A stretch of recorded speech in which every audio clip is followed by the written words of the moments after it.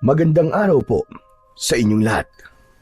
Ngayong araw po na ito ay mapapakinggan po natin ang kwento ni Ramon, isang bagitong sundalo na unang nasabak sa isang misyon. Isang klase ng misyon na sa unang tingin ay magaan lang at hindi delikado. Dahil wala naman silang gagawin kundi magbantay, magronda at tiyaking ligtas ang baryo. Hindi ito ang uri ng misyon na sasabak sa mga gera, putukan at patayan. Ngunit magbabago ang lahat ng isang gabi. Biglang tinamaan ng kidlat si Ramon habang nasa gitna ng kanilang pagbabantay. Mula roon, nagsimulang mangyari ang mga bagay na hindi maipaliwanag. Nagkaroon siya ng malakas na kapangyarihan na siya mismo ay hindi alam kung paano kontrolin. At dahil sa kapangyarihang yun, matutuklasan nila ang matagal nang itinatagong lihim ng baryo na may mga nilalang ng dilim, mga aswang na tahimik na nananalasa at nambibiktima sa mga tao. Paano kaya gagamitin ni Ramon ang kapangyarihang bigla na lamang ipinagkaloob sa kanya? Magagapi kaya niya ang mga aswang? O siya ang magagapi ng kapangyarihang hindi niya kayang kontrolin? Ngunit bago po ang lahat, mga idol, huwag po nating kalimutang mag-subscribe, mag-like at i-hit ang notification bell sa aking YouTube channel na The Voice Addict at Apong Isaak para sa mas marami pang makapigil hininga na kwentong aswang at katatakutan mula sa mundo ng kababalaghan. Umpisahan na po natin ang kwento. Sa bungad ng baryo ay matatagpuan ang isang lumang outpost, isang kubo na yari sa kahoy at yero, nakatayo sa tabi ng daan. Napapalibutan din ito ng mga sandbags at sa outpost na ito nakapwesto ang 3 sundalo. Si Ramon ang pinakabata sa grupo, si Morales at si Ricky. Habang ang dalawa ay tahimik na naglilinis ng kanilang mga baril, si Ramon naman ay nakatingin lang sa paligid. Tahimik dito, no?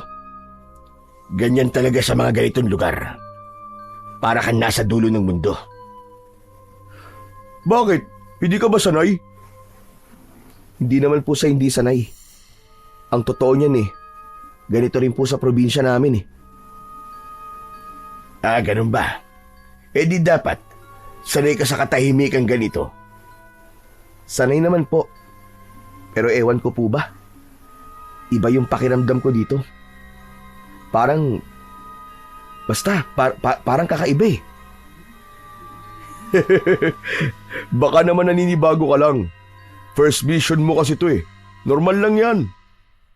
Tama si Ricky. Alam mo, naiintindihan namin yung kaba mo. Lahat naman tayo dumaan sa ganyan Oo nga. Naalala ko tuloy bigla yun sa akin.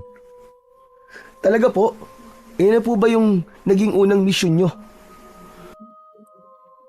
Ako yun sa akin, hindi sa outpost na ganito. Ang una kong detachment sa bundok. Napasabak agad ako sa gera. Oo. Yan yung naikwento mo sa akin dati, di ba? Yung sa Mindanao, tama? Oo, tama ka, Ricky. Doon nga. Grabe yung karanasan ko doon. Talagang doon ko nasubukan na di matulog ng normal sa loob ng 2 buwan. Biglang natahimik ang dalawa nang magsimulang magkwento ang pinakamatanda sa grupo. Kakagraduate ko lang nun. Mga 19 anyos lang yata ako nun. Bagitong-bagito. Ang utos sa amin, saklolohan yung isang kampo na inaatake ng mga rebelde. Akala ko, simpleng reinforcement lang. Pero pagdating namin doon, putukan kagad ang sumalubong sa amin. Literal na bala ang sumasalubong, ha? Napag-aralan ko naman kung paano kumilos sa gitna ng putukan. Pero iba yung kapag nasa field ka na talaga. Wala ka ng choice kundi makipagpatayan at makipagsabayan sa mga rebelde. Mabuti po at hindi po kayo natakot nun. Natakot ako, siyempre. Putragis, sobra-sobrang takot. Di ko nga alam kung paano ako nakaligtas eh. Habang nagpapaputok nga ako ng baril, nanginginig ang kamay ko eh. Matindi talaga ang pinagdaanan ng kasama natin na yan, Ramon. Oo nga eh. Grabe. Paano niyo po nakaya yun? Aba, kahit nanginginig ang kamay ko, pinilit ko pa rin na magpaputok. Talagang tinibayan ko ang loob ko. Kasi alam ko, kapag naging mahina ako sa pagkakataong yun, kapag nagpadaig ako sa takot ko, ako ang mauunang mapatay ng kalaban ko. Yung nasa isip ko lang nun, huwag kang mamatay. Huwag kang mamatay. Yun ang palagi ko sinasabi. Grabe, ang hirap siguro nun. Biglang lumungkot ang muka ni Morales na patitig sa kanyang mga kasama. Oo, mahirap talaga. Lalo na nung nakita kong isa-isa nang natatamaan yung mga kaibigan ko. Isa-isa silang namamatay. Yung mga kasabayan ko lang din na bagong graduate. Hanggang ngayon, parang nakikita ko pa rin yung mga mukha nila. Duguan, wala nang buhay. Minsan nga, parang naaamoy ko pa rin yung pulbura. Grabe, ang hirap kalimutan. Naiintindihan ko po kayo, sir. Masakit nga po talaga yun. Parang nakakatroma. Pero sir, hanga po ako sa inyo.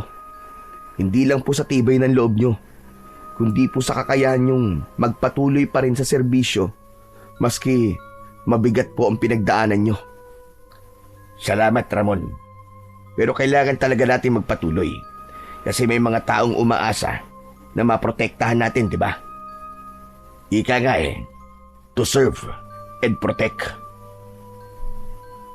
Sandaling natahimik si Morales.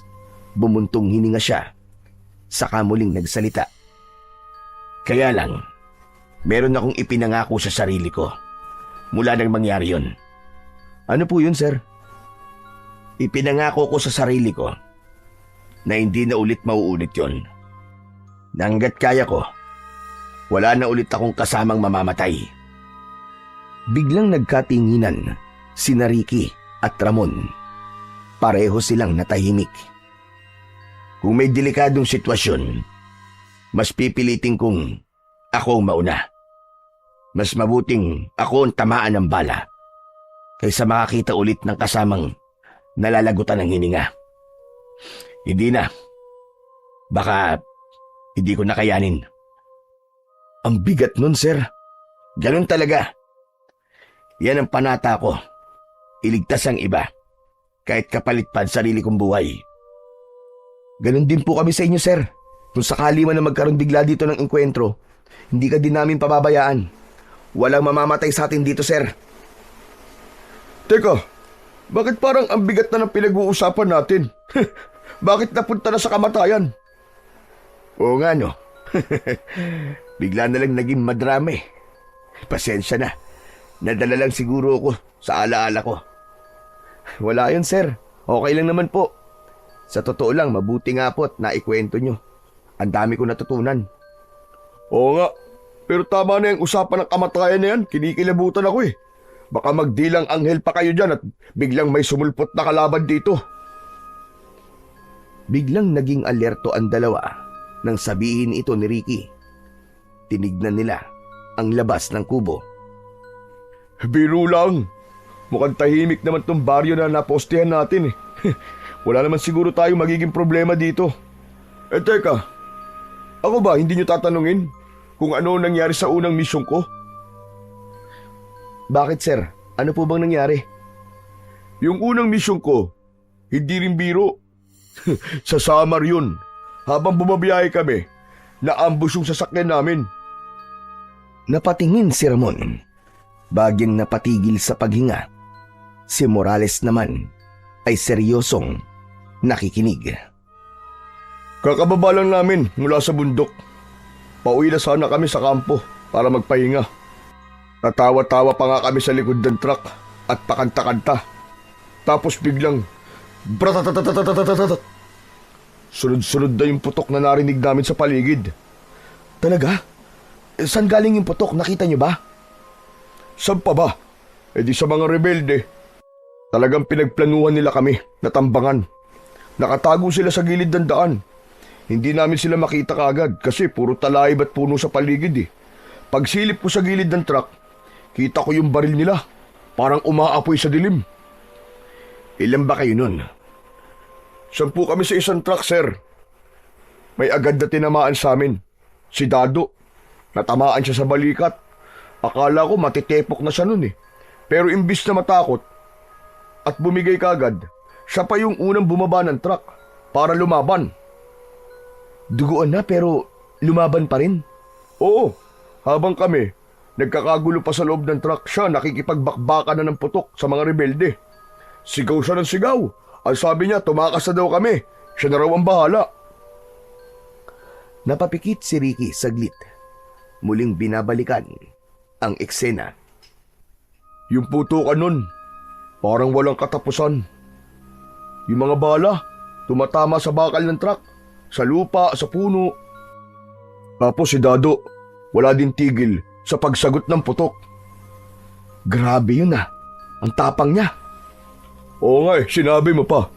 Habang sumisigaw siya ng tumakas na kami, bigla siyang tumakbo sa kabilang gilid ng daan para ilihis ang atensyon ng mga rebelde. Para siyang nabaliw sa tapang. Kahit kami, natulala sandali. Pero sinunod namin siya. Isa-isa kaming nagsitalunan sa sasakyan. Gumapang sa putikan habang siya yung patuloy na nakikipagpatayan sa mga rebelde. Hanggang sa muling paglingon ko, nakita ko na siyang bumagsak. Ano nangyari doon? Mabutit nakaligtas kayo. May dumating na reinforcement. Mga ilang minuto lang, tumakas yung mga rebelde. Kaso nung bumalik kami para kunin siya, wala na, huli na. Nakahiga na siya sa lupa. Hawak pa rin yung baril niya. Pero, patay na siya. Grabe ang tapang niya talaga. Nakakalungkot. Pero nakakabilib talaga ang katapangan niya. Totoong bayani siya. Oo, tama ka dun. Isa nga siyang bayani. Dahil kung hindi dahil sa kanya, malamang, wala na ako ngayon dito. Grabe yung mga pinagdaanan niyo sa unang misyon niyo. Ako kaya? Ano kaya ang magiging kwento ko sa unang misyon ko na to? Saglit na katahimikan ang namayani. Tinitigan ni Ricky si Ramon. Muli pa sanang magsasalita si Ricky, subalit natigilan ito nang makarinig ng mahinang kaluskos sa labas ng outpost. Sabay-sabay silang napalingon. Nakita nila na may naglalakad, bitbit ang isang gasera. Ilang sandali pa, lumitaw ang isang bata, mga 8 o 9 na taong gulang, payat at may suot na kupas na t-shirt at short. Magandang gabi po. Magandang gabi rin iyo. Anong ginagawa mo rito? Gabi na. Pwede po bang dito po muna ako? Bakit? Nako, mabuti pa umuwi ka na. Baka pagalitan ka ng nanay mo. Wala naman po si nanay eh. Nasa kabilang baryo po siya. Nag-aalaga po ng may sakit. Wala po akong kasama sa bahay at hindi po ako makatulog. Kaya naisipan ko pong pumunta dito para makipagkwentuhan. Nako, hindi pwede ang bata dito eh. Bawal tumambay ang kahit na sino dito, lalo na't gabi. Baka pagalitan kami ng opisyal namin kapag may nakitang bata rito. Pero... Gusto mo, ihatid na lang kita. Doon mo na lang hintayin sa bahay ang nanay mo. Tapos, bukas ng umaga, saka ka bumalik dito para makipagkwentuhan. Siguradong mas maraming sundalo makikinig sa'yo at matutuwa sila sa mga kwento mo. Hindi po kasi ako makatulog eh. Sige na po. Dito na po muna ako maski sandali lang. Yung bahay namin, dyan lang naman po malapit lang. Huwag ka nang makulit, bata. Sige na po kuya. Pagbigyan niyo na po ko. Dati naman po, yung mga sundalo na nauna sa inyo, pinapayagan po nila akong tumambay dito kahit anong oras eh. Buddy, pagbigyan mo na. Nagmumukha ka ng madamot. Ay nako, sige na nga. Pero sa isang kondisyon ha, sandali lang talaga. Tapos uuwi ka rin kagad. Opo, salamat po sir. Bata, sandali lang. Ano palang pangalan mo? Ako po si Dodong. Dodong, sige. Papayagan ka namin na tumambay dito. Pero kailangan mong sumunod sa patakaran namin dito ha. Bawal tumakbo. Bawal makialam sa mga gamit, lalo na ang baril. Naiintindihan mo ba? Opo sir, pangako po. Hindi po ako makikialam at hindi po ako magiging makulit dito. Umupo si Dodong sa tabi nila habang patuloy silang nagkwekwentuhan. Kita sa mukha ng bata ang tuwa habang ang mga sundalo naman ay napapangiti sa presensya niya. Maya-maya ay bigla itong sumingit sa usapan. Alam niyo po, ang saya-saya ko po na sa wakas may mga sundalo na ulit dito sa amin. Bakit naman? Kasi po kapag may sundalo, hindi gaanong nakakalapit ang mga aswang. Ano sabi mo? May aswang dito? Opo, paminsan-minsan silang umaatake dito. At sa tuwing nangyayari yon, malaking perwisyo po ang iniiwan nila. Maraming hayop po ang ninanakaw nila. Ano? Mga aswang na nagnanakaw ng hayop? Baka naman mga kawatan lang yon na ginagamit panakot ang mga aswang para malaya silang makapagnakaw. Hindi po, mga aswang po talaga yung umaatake dito at pumapatay ng mga hayop. Talaga? Uy, Ramon! Huwag mo sabihing naniniwala ka sa kwentong aswang. Oo. Naniniwala ako sa kanila, buddy. Naniniwala ako may aswang. At hindi lang sila basta kwento. Totoo sila. Tama ka po sir, hindi lang basta kwento ang mga aswang. Maraming taon na pong nilalabanan ng mga tao dito ang problema namin sa mga nilalang na yon. Buhay pa po ang lola ko noon, nung ikwento niya po sa akin ang tungkol po sa kanila. Oh, kwento lang naman pala yun ng lola mo eh. Biglang napatingin si Ricky kay Morales at halos sabay nilang pinagtawanan ang sinabi ng bata. Napansin naman ni Ramon na mas naging seryoso ang muka ng batang si Dodong at tila hindi ito nagsisinungaling. May nakita din siyang bahid ng lungkot at takot sa mga mata nito. Bigla siyang kinabahan. Naalala niya kasi ang mga kwento ng kanyang lolo noon. Mga kwento tungkol sa mga nilalang na kumakain ng laman ng hayop o kaya naman ay laman ng tao. Ang mga aswang na nambibiktima ng mga buntis at sanggol. Pero hindi niya ikinuwento ang tungkol dito sa kanyang mga kasama dahil alam niyang sarado na ang isip ng mga ito sa mga kwentong kababalaghan. Hindi sila naniniwala. Upang hindi mainip ang kanilang bisita, siya na lang ang nakipag-usap dito. Sige nga bata, ikwento mo nga sa akin ang tungkol sa kanila. Nasabi ko na po kanina sir, hindi naman sila madalas na umaatake, pero sapat na po yun para matakot po ang mga tao. Maraming mga hayop ang namamatay at kung minsan may mga taong nawawala tapos matatagpuan na lang po na wala ng ulo o kaya dinukot po ang puso. Grabe naman yung mga kinikwento sa'yo ng lola mo. Iharap mo nga sa akin yung bukas. Kakausapin ko. Aba, hindi tama na sa ganyang edad mo. Puro karahasan ang ikinikwento sa'yo. Sa mga batang katulad mo, sana yung mga fairy tale o kaya naman mga kwento tungkol sa mga superhero. Hindi ko po pwedeng iharap sa inyo si Lola eh. Ha? Abay bakit naman? Patay na po kasi siya. 1 taon na po ang nakakalipas. Nako. Pasensya ka na ha. Hindi ko alam eh. Okay lang po sir. Teka. Ikaw Dodong, hindi ka ba natatakot? Bakit ikaw? lumalabas ka pa rin kahit gabi na. Natatakot din po ako, sir. Pero kailangan eh. Nakakatakot po kasi mag-isa sa loob ng bahay. Saka, ngayong may mga sundalo na po dito, baka po wala ng mga na aswang na lumapit. Kaya nga po, masaya ako na nandito kayo. Talaga? Ganun kalaki ang tiwala mo sa aming mga sundalo? Oo naman po, sir. Malaki po talaga ang tiwala ko sa mga katulad nyo. Kaya nga po, paglaki ko, gusto ko rin pong maging sundalo. Ayos yan, bata. Pagbutihan mo ang pag-aaral mo para matupad mo yun, ha? Opo.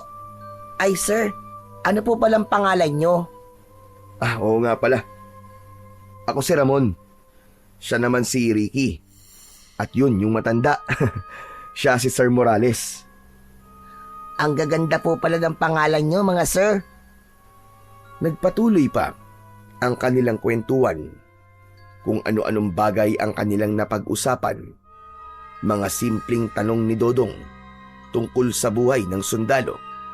Kung anong pakiramdam na may baril, kung natatakot ba sila kapag may laban, at kung paano ba sila nagsasanay.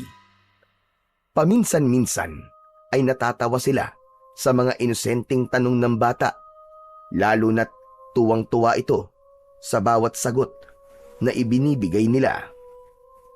Ngunit habang tumatagal ang usapan, napansin nilang unti-unting bumabagal na ang mga sagot sa kanila ni Dodong, at ang kanyang mga mata ay unti-unti nang pumipikit. Uy, mukhang inaantok na tong batang to. Oo nga eh. Ilang sandali pa, nagkatinginan silang tatlo at sabay-sabay na lumingon kay Dodong na noon ay nakasandal na sa poste ng kubo at pipikit-pikit na ang kanyang mga mata. Dodong, matutulog ka na ba? Gusto mo, iatid na kita sa bahay nyo? Ngunit hindi sumagot ang bata. Tuluyan na itong nakatulog. Sandaling natahimik ang lahat. Ngunit makaraan ang ilang sandali, biglang nagmulat ng mga mata si Dodong at tumingin sa labas ng kubo. Naku, nakatulog na po yata ako dito. Oo, nakatulog ka na nga. Ano, iatid na ba kita sa inyo? Baka mamaya dumating ang nanay mo doon. Mag-alala pa yun sa'yo kapag hindi ka nakita sa bahay nyo. Uuwi na po ako. Malapit na nga po dumating si nanay. Huwag niyo na po akong iatid. Kaya ko naman po mag-isa. Sigurado ka ba? Oo naman po, sir. Nakaya ko nga po kaninang pumunta dito eh. Kaya kaya ko din po ngayon na umuwi. Tumayo na si Dodong. Kinuha ang bitbit niyang gasera at nagsimulang maglakad pauwi sa kanilang bahay. Samantala, nananatiling tahimik ang tatlo sa outpost habang pinagmamasdan ang kanilang bagong munting kaibigan. Maya-maya pa ay may narinig silang malakas na pagaspas ng hangin. Parang may malalaking pakpak na dumaan sa itaas ng bubong. Napalingon silang lahat. Ano yun? Mukhang malaking ibon. Mabilis silang lumabas sa outpost para tignan kung ano ang kanilang narinig. Hawak nila ang kani-kanilang mga flashlight at baril at maingat na nilibot ang paningin sa paligid. Ngunit wala silang nakitang anumang hayop o ibon. Napatingala ang binatang si Ramon at agad niyang napansin na may nakadapo sa isang malaking puno. Pero hindi niya ito masyadong maaninag. Ilang segundo pa ay biglang dumilim ang kalangitan. Natakpan ng ulap ang buwan. Tapos ay biglang umihip ang malamig na hangin. Aba, mukhang uulan ah. Kaya nga eh, saka biglang lumamig ang hangin. Mabuti pa tara na sa loob. Baka biglang bumuhos yan, mabasa pa tayo. Tumango si Ricky at nagsimula ng lumakad pabalik sa outpost. Ngunit napansin niyang hindi gumagalaw si Ramon. Nakatayo lang ito sa kinatatayuan at nakatulala. Ramon, tara na! Ano pa ginagawa mo dyan? Hindi sumagot si Ramon. Napako ang mga mata nito sa malayo habang hawak ang flashlight. Ramon, ano ba tinitignan mo dyan? Lumapit si Morales kay Ramon. Si Ramon naman, itinaas niya ang kanyang kamay at itinuro ang direksyong kanyang tinitignan. Tignan nyo, may parang pulang liwanag dun sa may puno. Agad na tinutukan nila ng flashlight ang itinuro niya, ngunit wala naman silang nakitang kakaiba. Wala naman kung ano-anong ini-imagine mo Tumalikod na si Morales at naglakad siya papunta sa loob ng kubo. Samantala si Ramon naman ay nanatili lang sa kanyang kinatatayuan. May kung anong kilabot siyang nararamdaman. Unti-unti ay tumaas ang kanyang balahibo sa batok. Sa likuran niya, narinig niyang muling sumigaw si Ricky mula sa loob ng outpost. Ramon, ano ba? Pumasok ka na rito! Halika na! Ngunit hindi pa rin siya kumilos. Napakunot ang noo ni Morales at tinutukan siya ng ilaw. Doon niya napansin ang kakaibang ayos ng buhok nito. Tila bahagyang nakatayo. Ramon! Ramon, yung buhok mo! Bahagyang nilingon siya ni Ramon. Mabagal at may pagkalito. Ha? Bakit, sir? Ngunit bago pa makasagot si Morales, biglang humangin ng malakas. Sinabayan ng kakaibang ugong at biglang isang nakakasilaw na liwanag ang sumabog mula sa langit at tumama ito mismo sa kinatatayuan ni Ramon. Sinundan ito ng mapakalakas na pagkulog. Ramon! Parehas na nagulat ang dalawa sa loob. Si Ricky, biglang nandilat ang kanyang mga mata, samantalang si Morales naman ay napahawak sa kanyang dibdib. Pagbalik ng dilim, agad na inilawan ni Morales ang lugar kung saan dating nakatayo ang kasama nila. Nakita nila itong nakahandusay at hindi na gumagalaw. Mabilis silang tumakbo palabas ng outpost at lumapit kay Ramon. Si Morales, nanginginig ang kanyang mga kamay. Ramon! Ramon! Hinawakan niya ang balikat nito. Bagyang niyugyug. Umaasang kikilos ito o kahit papano ay magmumulat ng mga mata. Gising, Ramon! Ramon! Ramon! Ngunit wala pa ring tugon ang binata. Nanatiling nakahandusay ang katawan ni Ramon. Tila lantan-lanta. Kita ang manipis na usok na bahagyang umaangat pa mula sa lupa kung saan siya tinamaan ng kidlat. Nanlaki ang mga mata ni Morales at bahagyang namutla ang kanyang muka. Nanginginig siya habang inilalapit ang tenga sa dibdib ng binata. Diyos ko! Ano to? Ano? Buhay pa ba siya? Hindi agad nakasagot si Morales. Sa halip ay sinubukan niyang damhin ang pulso ni Ramon gamit ang kanyang nanginginig na mga daliri. Ilang segundo ang lumipas bago siya muling nagsalita. Buhay pa siya. Meron pa siyang pulso, pero mahina. Ipasok natin siya sa loob. Tara! Sige. Sabay silang pumwesto ni Morales sa magkabilang gilid ni Ramon. Maingat nila itong inakay at dahan-dahang naglakad palapit sa outpost. Hindi na sila nag-aksaya ng panahon. Nang makapasok na sila, mabilis nilang isinandal sa poste ang binata. Saka muling nagkatinginan. Anong gagawin natin, sir? Tatawag ba tayo sa kampo? Wala tayong signal. Ako na lang ang pupunta sa mga kasama natin. Wag mo akong iwan dito. Natatakot ako. Baka malagutan ng hininga to. Hindi ko kaya.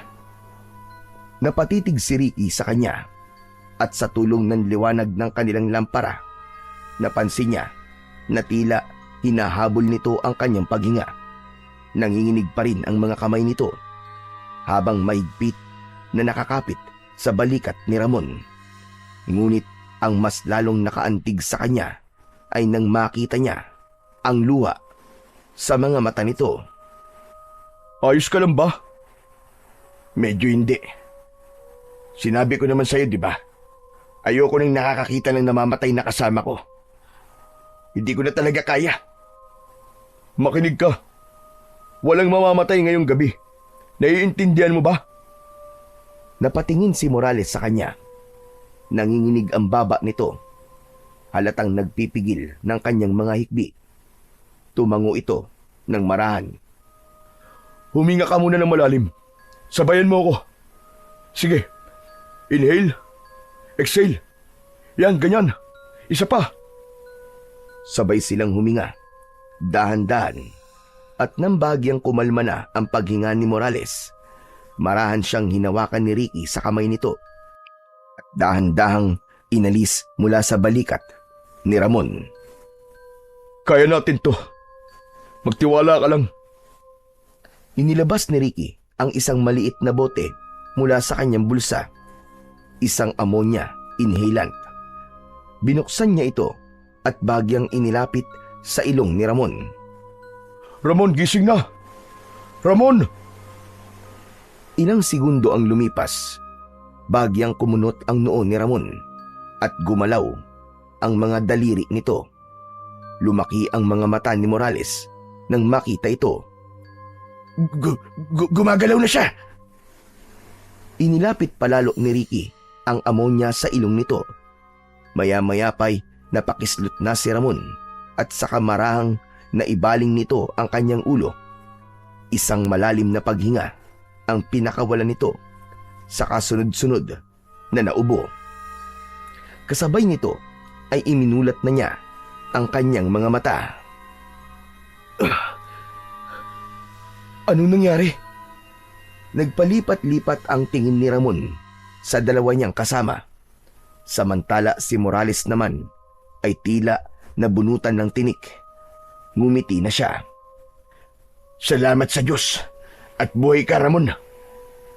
Hindi maipaliwanag ni Morales ang kanyang nararamdaman ng mga oras na yon. Sabay ang iyak at kanyang pagtawa. Paulit-ulit siyang napapailing na tila hindi makapaniwala sa himalang nangyari kay Ramon. Maya-maya pa, biglang tatayo sana ang binata. Sandali lang, huwag ka munang kikilos. Baka mamaya mahilo ka. Matuluyan ka pa. Sinunod naman ito ng binatang sundalo. Muli niyang isinandal ang likod sa poste at nirelax ang kanyang sarili. Grabe ka, bata. Pinakaba mo kami dun, ah. Akala ko iiwan mo na kami. Iiwan? Bakit? Ano ho ba kasing nangyari? Ewan, hindi ako sigurado kung tinamaan ka ba talaga ng kidlat o nabuntotan ka lang. Kasi kung talagang tinamaan ka nun, aba, sunog ka na sana ngayon. Sa lakas ba naman ng kidlat na yon? Tinamaan ako ng kidlat? Di nga. Nakapagtataka naman. O bakit naman ganyan ang reaksyon mo? Wala kasi akong maalala na tinamaan ako eh. Basta ang alam ko, bigla ako napunta sa isang kakaibang lugar. Nagkatinginan ang dalawa niyang kausap. Sabay muling bumaling kay Ramon. Tahimik sila habang hinihintay ang susunod nitong sasabihin. Huminga ng malalim si Ramon sa kamarahang nagsalita. Di ba nakatayo ako habang may tinitignan dun sa labas?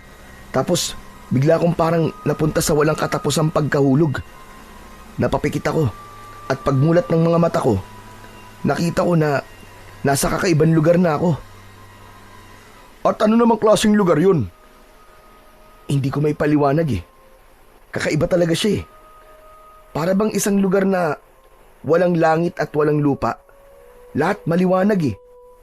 Pero hindi naman ako nasisilaw. Tapos, may nakita akong isang nilalang. Nilalang? Anong klaseng nilalang yun? Hindi ko alam, sir. Pero alam ko na hindi siya tao. Mataas siya. Halos doble o triple ng taas ko. Ang katawan niya parang gawa sa liwanag.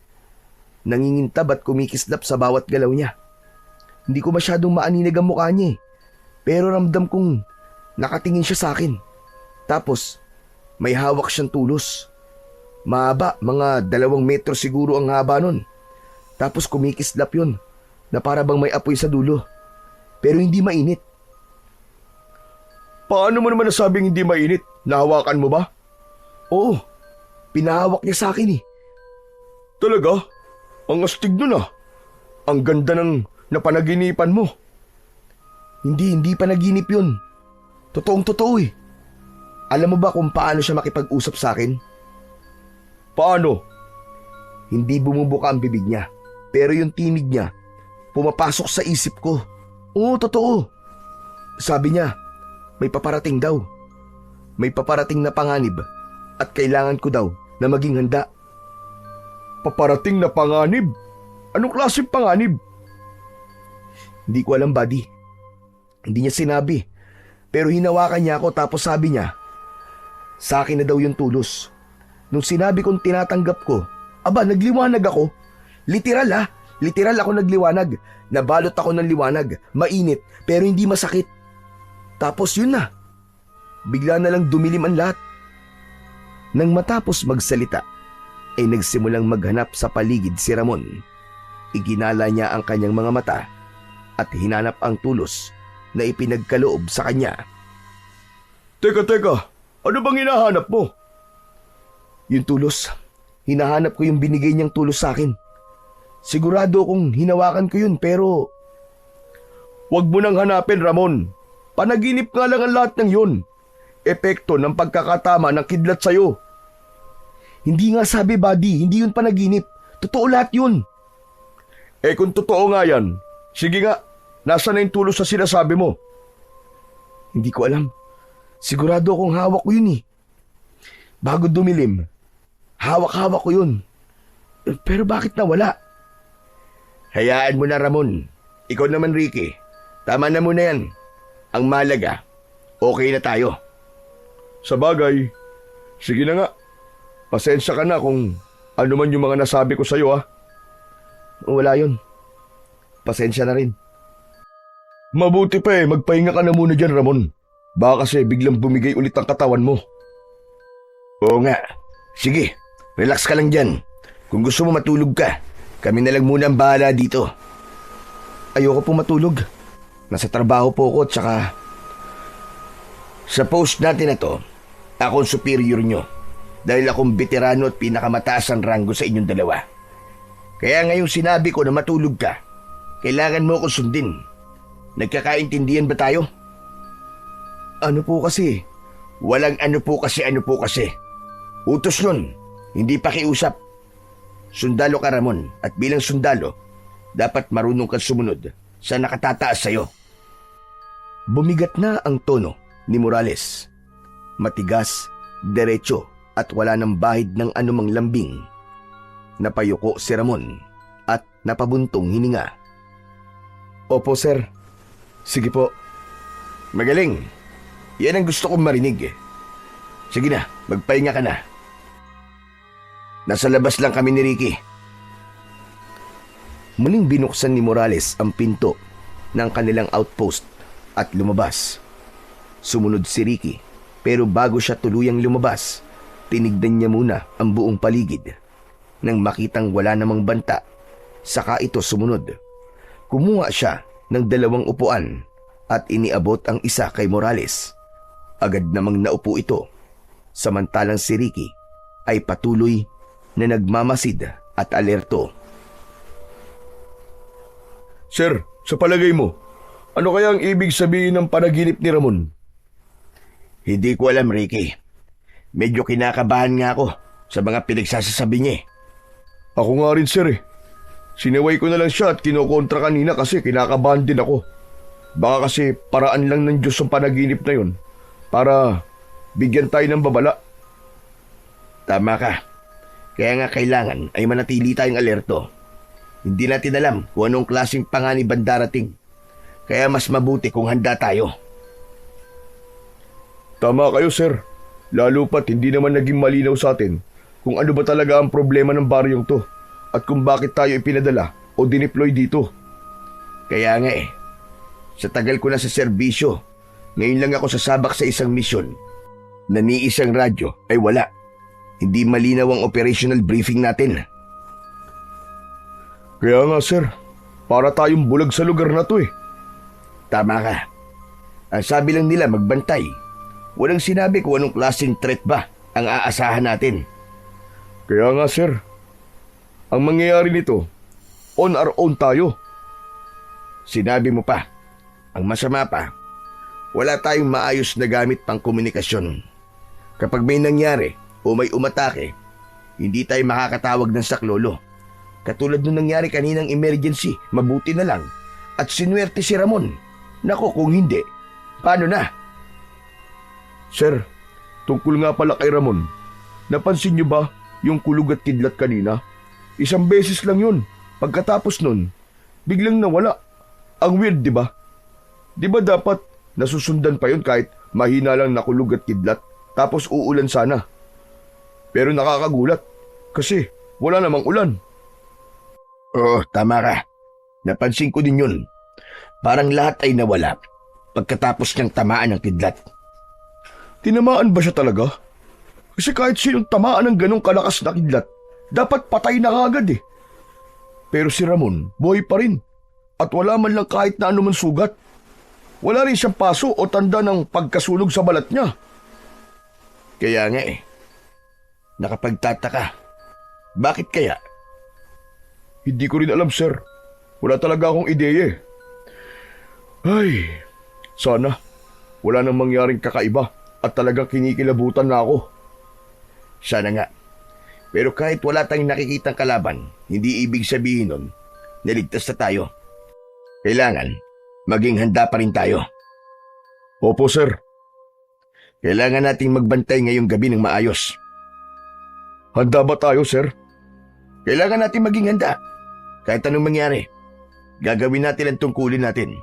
Kahit ano pa yung paparating na sinasabi ni Ramon. Tumango si Ricky. Muling bumalik ang katahimikan sa dalawa. Sa buong magdamag, gising silang pareho, naghihintay, nagbabantay, habang sa loob ng outpost ay payapang natutulog si Ramon. Kinabukasan, matapos ang mahabang oras ng pagbabantay, dumating na ang kapalit ng 3 sundalo. Magiliw na iniabot ni Morales ang mga logbook sa kanilang kasamaan. Ramdam na nila ang pagod, ngunit kahit papano ay gumaan ang pakiramdam nila nang makaalis na rin sila roon. Tahimik silang naglakad, pabalik sa kanilang mga barracks. Pagkarating nila doon, ay dumiretso na sila sa kusina. Agad na naamoy nila ang mabangong bagong lutong sinangag. Sabay-sabay silang nagsandok ng pagkain. Samantala si Ramon naman, nang matapos makakuha ng kanyang pagkain, ay nauna nang umupo sa isang sulok. Tahimik siya at nakatingin sa kawalan habang nilalasap ang bawat subo. Parang may mabigat siyang iniisip. Matapos silang kumain, ay naghiwa-hiwalay na sila. Dumiretso sina Morales at Ricky sa kanilang barracks para magpahinga, habang si Ramon naman ay nagpasya munang maligo. Pagpasok niya sa banyo, hinubad niya ang suot na pang-itaas at nagsimulang magbuhos ng tubig. Habang nagsasabon at kinukuskus ang kanyang dibdib, may nakapa siyang magaspang sa kaliwang bahagi sa tapat ng kanyang puso. Napahinto siya at bahagyang yumuko para tignan ito. Isang marka ang naroon. Hugis tulos, kamukhang kamuka ng tulos na ibinigay sa kanya ng nilalang sa kanyang panaginip. Paano nangyari to? Bakit ako nagkaroon ng ganitong marka? Nagtaka si Ramon dahil sigurado siya sa sarili niya na wala siyang anumang tato sa katawan. Ni peklat ay wala. Ngunit heto, may kakaibang marka na tila sinunog sa balat niya. Nanatili siyang nakatitig dito ng ilang segundo. Sinusubukang alalahanin kung posibleng nasugatan ba siya kagabi o ano paman. Pagkatapos ng ilang sandali, tinapos niya na ang kanyang paliligo. Nang makapagbihis na at maayos ang sarili, nagpaalam siyang pupunta sa tindahan. Lumabas siya ng kampo, naglakad hanggang sa makakita ng isang maliit na tindahan sa malapit. Kagad siyang bumili ng isang kahang sigarilyo. Tumambay muna siya doon ng ilang sandali. Nagsindi ng isa at nang maubos ang unang sigarilyo, muli siyang nagsindi ng isa pa. Para bang hindi siya mapakali. At habang abala siya sa pag-iisip, may biglang kumalabit sa kanyang likod. Nagulat siya, napalingon at nanlaki ang mga mata nang makita kung sino ang nasa likuran niya. Sir Ramon, Oh, ikaw pala, Dodong. Ginulat mo naman ako. sorry po. Hindi ko po sinadya, nagulatin po kayo. Ang lalim po yata ng iniisip niyo, sir ah. Kanina pa po ako nakatingin sa inyo eh. Tsaka parang ang lungkot-lungkot niyo po. Hindi naman, Dodong. Pagod lang ako ng konti. Lagi po ba kayong pagod sa trabaho niyo, sir? Oo, minsan. Eh kung nakakapagod po, bakit po kayo nagsundalo? Nagsundalo ako kasi gusto ko magserbisyo sa bayan. Kahit pagod, masaya ako na alam naming may natutulungan kami. Ako po kaya, sir. Matutupad ko po kaya ang pangarap ko na maging isang sundalo din? Aba, oo naman. Basta't mag-aral ka ng mabuti. Matapang ka naman eh. Kayang-kaya mo yun. Talaga po? Salamat, sir ah. Eh, sir, ano po bang ginagawa niyo dito sa tindahan? Wala, naninigarilyo lang. Ikaw, gusto mo ba ng merienda? Opo, inilibre niyo po ako? Sige ba? Ano bang gusto mo? Gusto ko po ng soft drinks, saka tinapay po. O sige, humingi ka sa tindera. Sabihin mo ako magbabayad.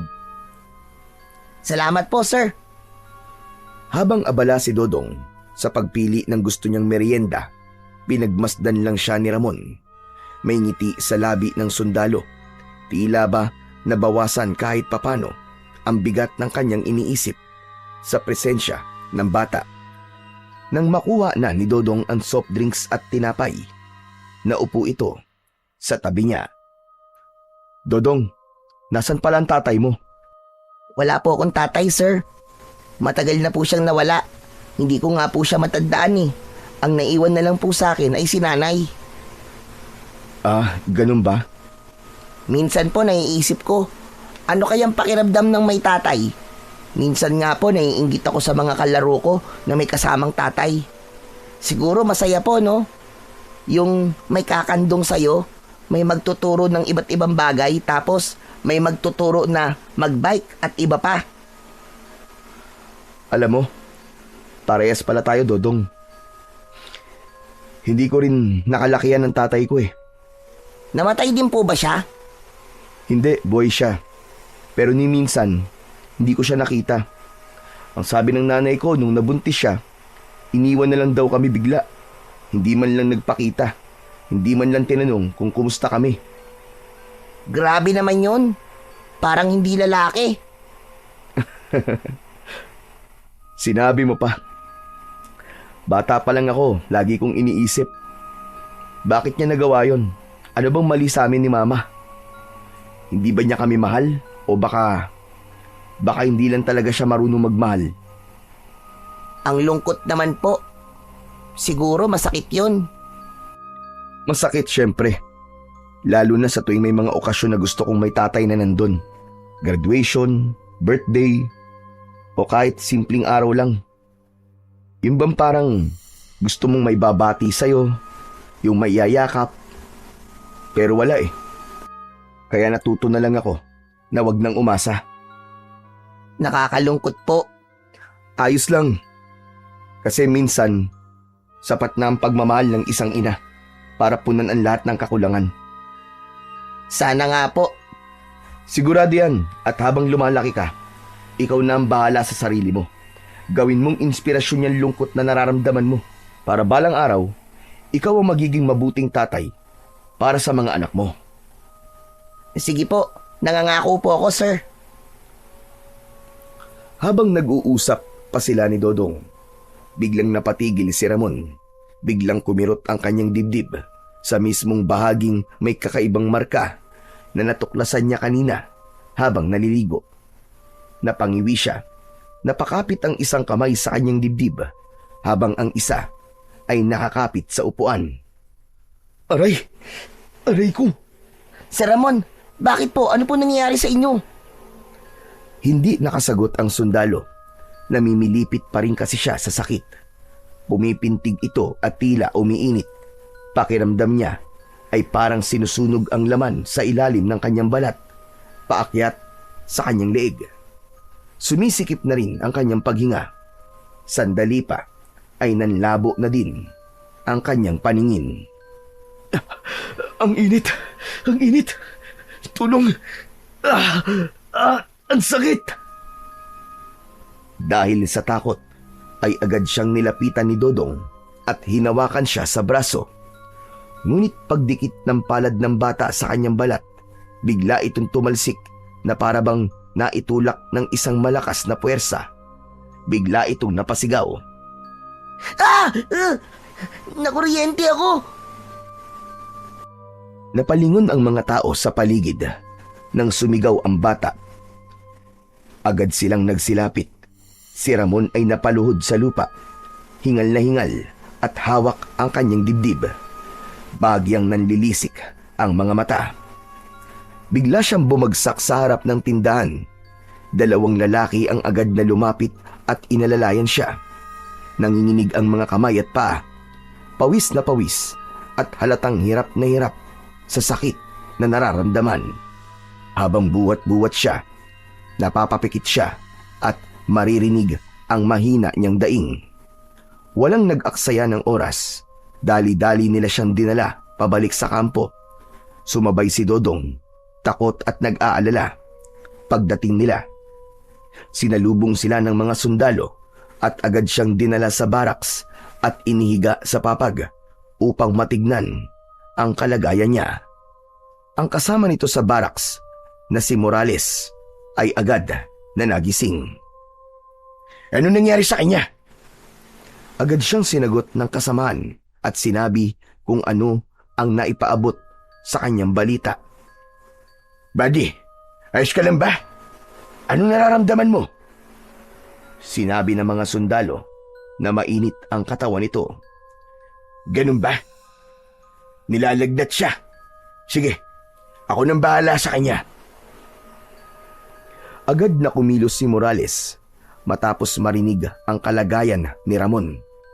Kumuha siya kagad ng malinis na bimpo at binasa ito ng malamig na tubig at marahang ipinunas sa noo, sa leeg at sa dibdib ng binata.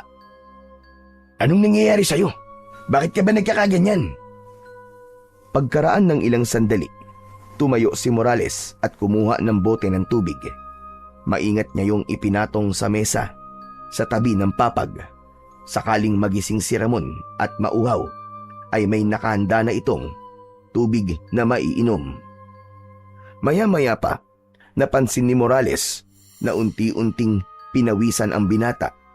Bahagyang gumaan ang pakiramdam niyang nang makita niya na bumaba na rin ang init ng katawan nito.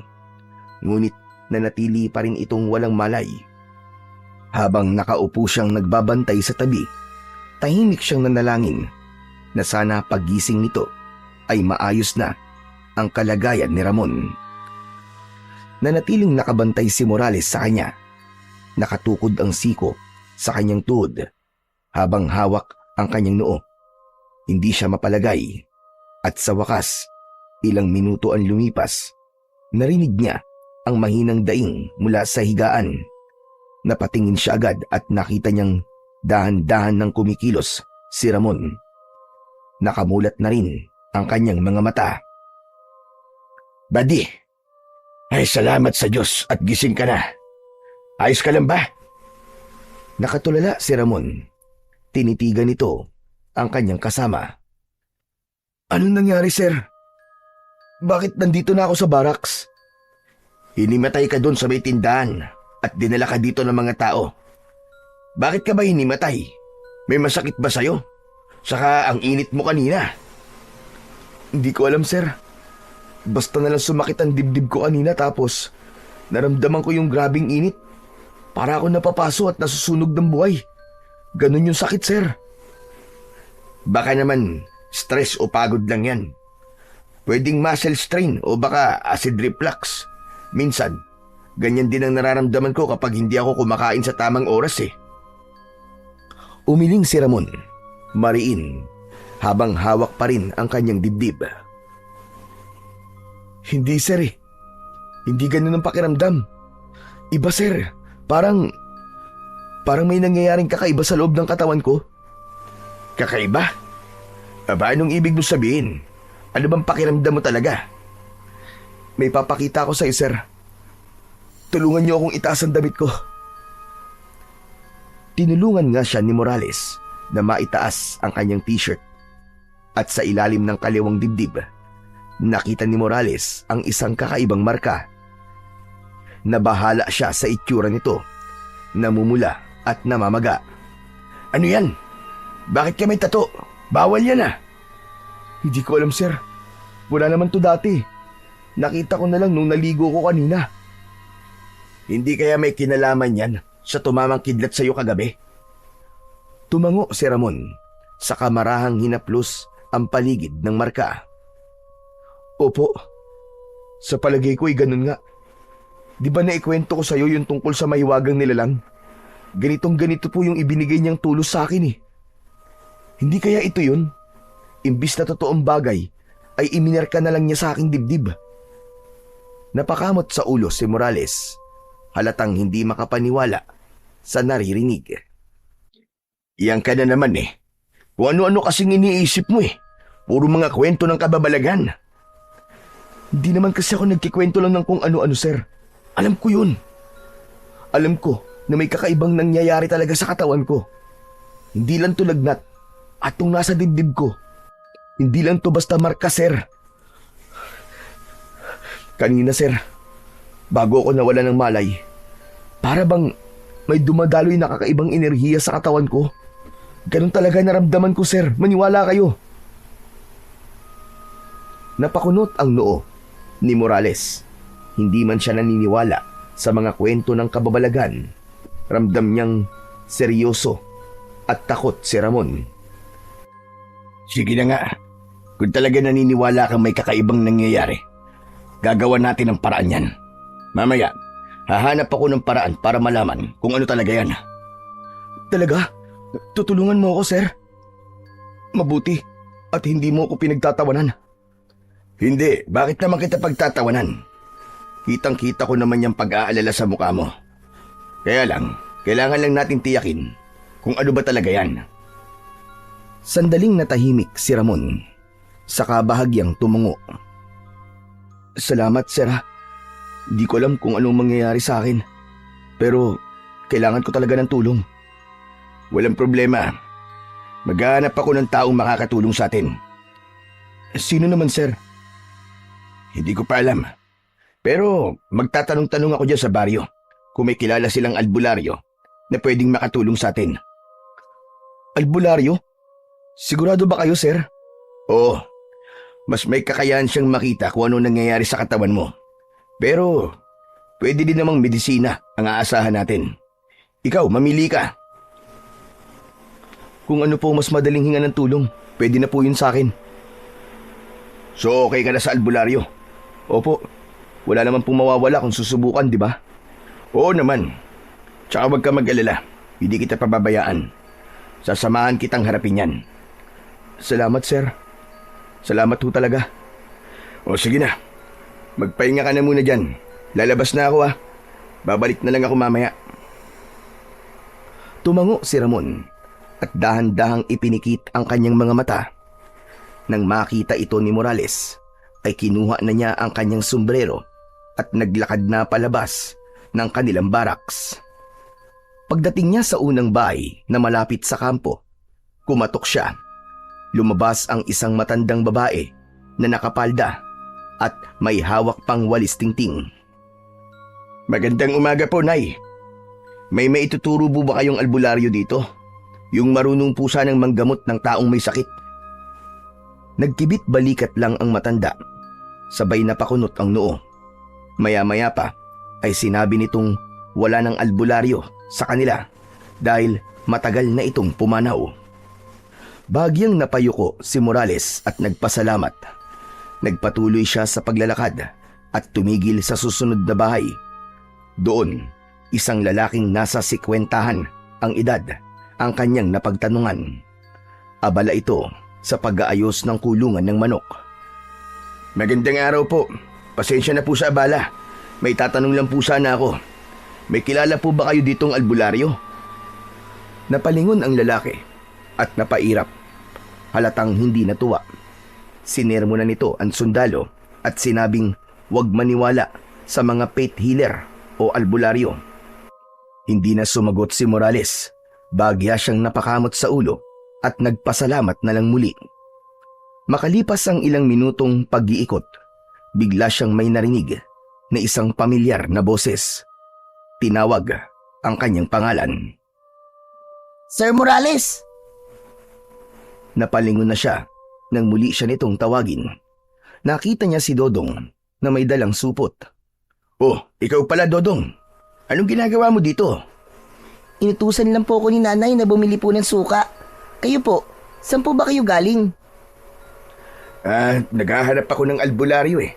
Pero parang wala na yatang ganyan dito sa baryo nyo. Albularyo po? Oh, bakit ka tumatawa? May nakakatawa ba sa sinasabi ko?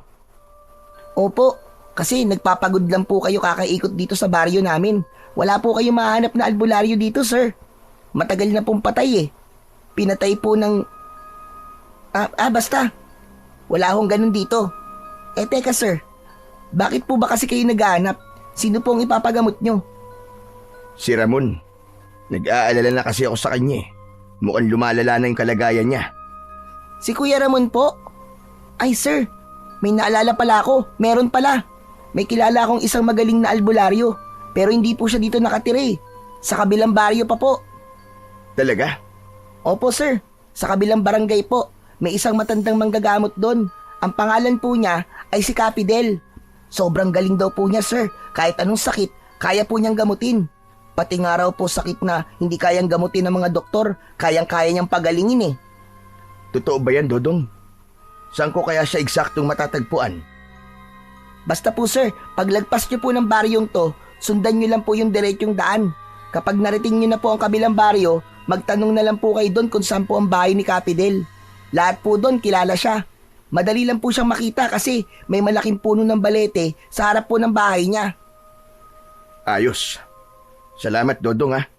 Ang laking tulong ng sinabi mo. Walang anuman po sir. Para kay Kuya Ramon, di ba? Sana po, gumaling na po siya. Napangiti si Morales at tinapik ang balikat ng bata. Oo, para kay Ramon. Gagawin namin ang lahat para gumaling siya. Pagkatapos nilang mag-usap ni Dodong, agad nang naglakad si Morales papunta sa kabilang baryo. Hindi na siya dumaan pa sa kampo. Bagkus ay binagtas niya ang makitid, maputik at baku-bakong daan. Dala niya ang pag-asa na baka makatulong ang albularyong tinutukoy ng batang si Dodong.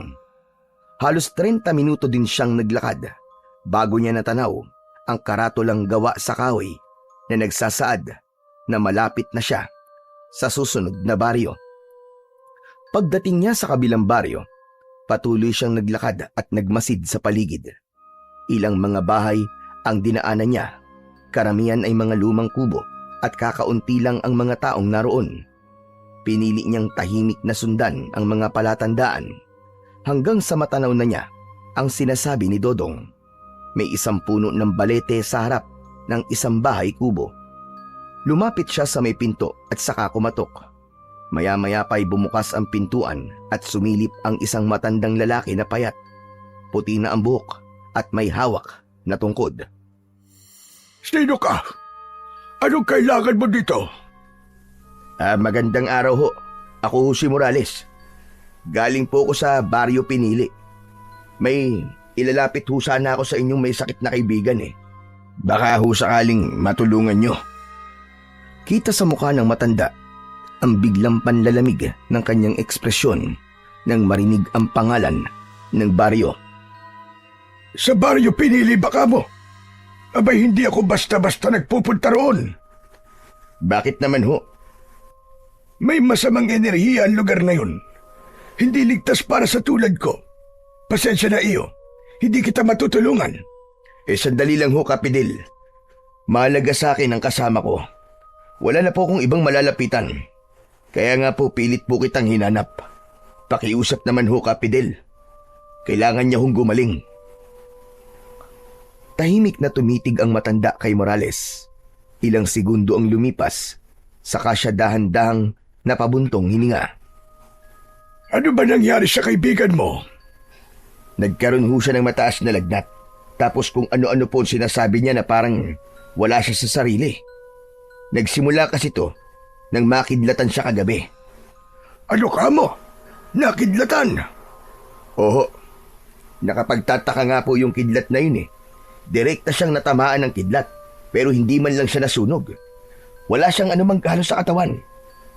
Pero yun nga lang, nilagnat siya tapos sumasakit daw ho ang dibdib niya, lalo na yung marka na lumitaw sa dibdib niya matapos siyang makidlatan. Marka? Matapos makidlatan? Oo, Kapidel. Nagkaroon ho siya ng marka na parang tulos sa kaliwang dibdib niya. Ang sabi pa niya, napanaginipan daw niya ang isang mahiwagang nilalang na nagbigay sa kanya ng tulos. Tulos? Mahiwagan nila lang. Sigurado ka ba sa mga sinasabi mo? Nanlaki ang mga mata ni Kapidel. Nabahala sa narinig. Ilang saglit ay natahimik ang matandang albularyo. Kung ganon, kailangan ko siya makita kagad. Dalin mo ko sa binatang yon ngayon din. Nagulat si Morales sa kanyang narinig. Agad ding nakaramdam ng ginhawa. Sa wakas, may pag-asa na. Sandaling nag-ayos muna ng gamit niya ang matanda at pagkatapos nun ay sabay na silang naglakad palabas ng lumang kubo papunta sa baryo ng Pinili. Pagkalipas ng ilang sandali, tahimik nilang narating ang baraks. Dahan-dahan silang pumasok sa loob. Si Ramon ay nakahiga pa rin sa papag. Nakatingala sa kisame habang hawak ang dibdib na tila sumasakit pa rin. Napalingon siya nang marinig ang pagbukas ng pinto. Ramon, may kasama akong bisita. Siya si Kapidel, ang albularyong sinabi kong hahanapin ko para sa'yo. Dahan-dahang tumayo si Ramon at umupo sa gilid ng papag. Tahimik siyang tumitig sa matandang lalaki. Nakita niya na matikas pa rin ang tindig ng matanda kahit bakas na ang katandaan sa mukha nito. Matalim din ang kanyang mga mata. Pagkalapit niya palang kay Ramon, agad itong napabuntong hininga. Pambihira! Pambihira ka nga iyo! Napatingin sina Morales at Ramon. Parehong naguguluhan. Po, ano pong ibig niyong sabihin, Tatang? Oo nga po, Kapidel. Ano pong ibig niyong sabihin na pambihira siya? Sasagutin ko yan. Pero, pwede ko bang makita muna ang marka sa iyong dibdib? Opo. Inalis ni Ramon ang kanyang kamiseta at pinakita ang marka sa matandang albularyo. Biglang nanlaki ang mga mata nito. May taglay kang isang makapangyarihan na lakas. Hindi pang karaniwan. Hindi ito sakit gaya ng inakala nyo. Ang marka sa dibdib mo, yan parang tulos, ay tanda ng isang kasunduan. Napakunot ang noo ni Ramon. Yumuko siya at tinitigan ang marka na namumula at bahagyang nakaumbok. Napatingin din si Fidel. Wari sinisiyasat ito gamit hindi lamang ang mga mata, kundi pati na ang kanyang pakiramdam. Sinasabi ko na nga ba? Hindi pang karaniwan ng kidlat na tumama sa'yo. Po, ano pong ibig niyo sabihin, Tatang? Mabagal na kumilos ang matanda. Lumakad ito, paikot kay Ramon. Ang karaniwang kidlat, nakakasunog ng balat, nakakawasak ng laman, at kadalasang pumapatay. Pero ikaw, ni bahid ng anumang paso ay wala. Sa halip, iniwan ito ang marka ng tulos. Isang sagisag ng kapangyarihang hindi sa mundong ito nagmula. Hindi ito sugat o paso. Isa yang tatak, isang kasunduan sa pagitan mo at ng mahiwagang nilalang. Umupo si Capidel sa isang bangko malapit sa kanila.